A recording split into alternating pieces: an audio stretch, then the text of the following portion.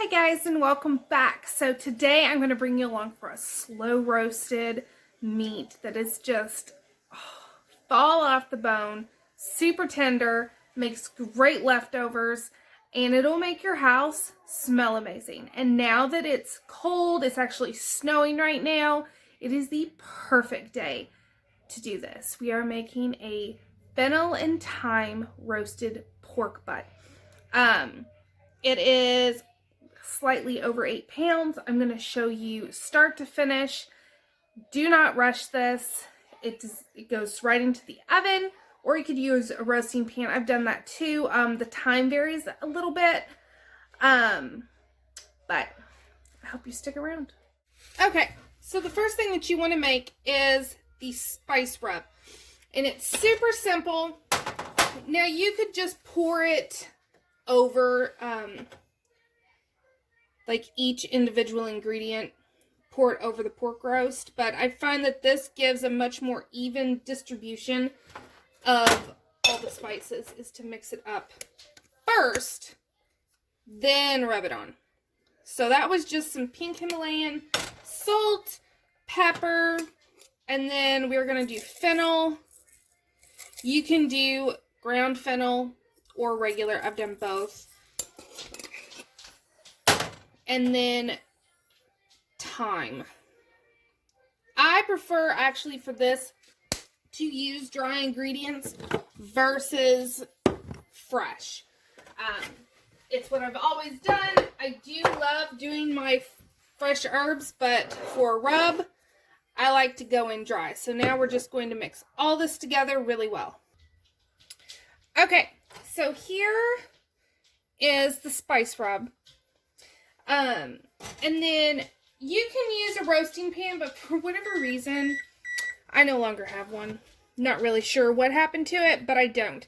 But for those of you that do not have a roasting pan, like myself, use your vegetables as your roasting pan. It is the perfect, most frugal way to make a delicious meal with something that should be on a roasting rack, but you don't have one. Use your veggies. So, oven is preheating to 450 degrees. It actually just went off. And then I'm now showing you the base for our beautiful pan sauce that we're going to make later. But for right now, it's what's going to help roast our pork. So I have down 1 onion, 3 ribs of celery, the equivalent of 1 large head of garlic. It was 2 tiny heads, and then a couple carrots, and then we're going to add 3 baby bay leaves, or 1 to 2 big ones. And then this is just going to slow roast, and the flavors of the pan drippings that it's going to make, it's going to help flavor the roast, and the roast is going to help it all works together. So now, oh, and make sure it's a big enough pan to where it either has a lid that goes on it, or use aluminum foil. I rarely have aluminum foil, but I do have pans. Okay, so you can see, stuck the roast on top of the veggies, and I put the fat side up. Sorry, I just washed my hands. That is what you want, and now we're going to score the fat.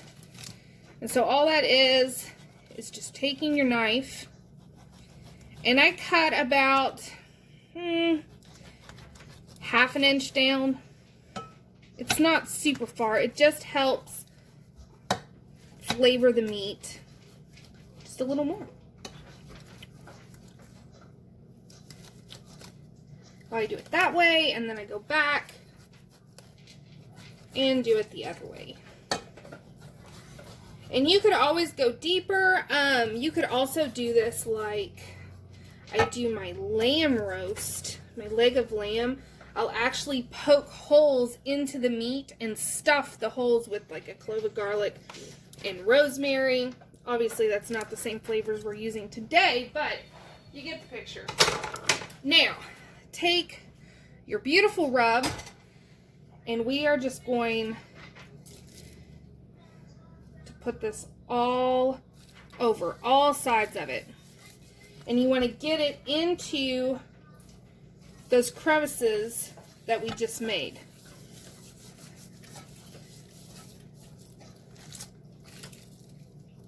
And like I said, all sides. Everything wants to be coated in this. And it already smells so amazing. These are such wonderful flavors to have with pork roast. A lot of people, whenever they think of pork roast, they think of shredded pork barbecue, which, don't get me wrong, shredded pork barbecue is great. My family loves it, but this is just, this beats it in my opinion. So, this is done. We are going to put it in the oven without a lid at 450 degrees for 30 minutes. And then once you hit 30 minutes, put the lid on and reduce the heat down to 325 degrees. And then it will go until the roast is done. For this size roast, it takes about 4 hours at 325. So 30 minutes at 450, reduce the heat down, put the lid on, and then let it go for an additional 3 to 4 hours, or until your roast is done. Do not peek, do not open the lid, do not open the oven, just let it do its thing, and then at the 3 hour mark, go ahead and check it, especially if you have a smaller roast, and go from there. But I'm telling you, it's not going to need any babying, you don't need to check on it.